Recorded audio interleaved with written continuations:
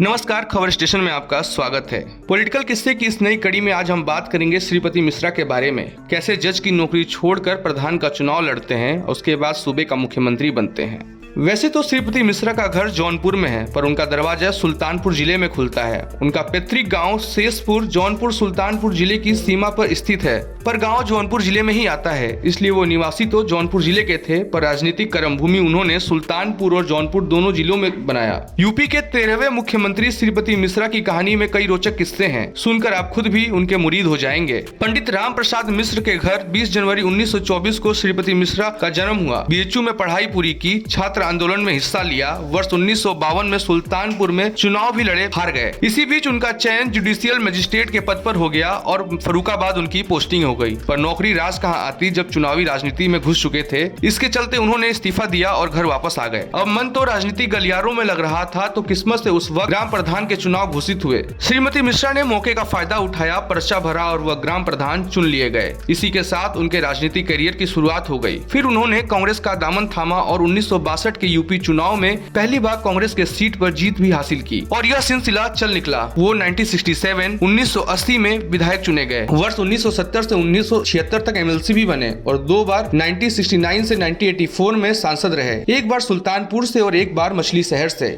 UP के CM बनने का किस्सा बेहद ही रोचक है। वर्ष 1980 में यूपी में डकैतों का आतंक था। वीपी सिंह सीएम थे। एक घटना की वजह से वीपी सिंह को 18 जुलाई 1982 को इस्तीफा देना पड़ा। बस फिर क्या था, एक ईमानदार सीएम की तलाश में श्रीपति मिश्रा का नाम आगे आया और इंदिरा गांधी ने उन्हें सीएम बना दिया।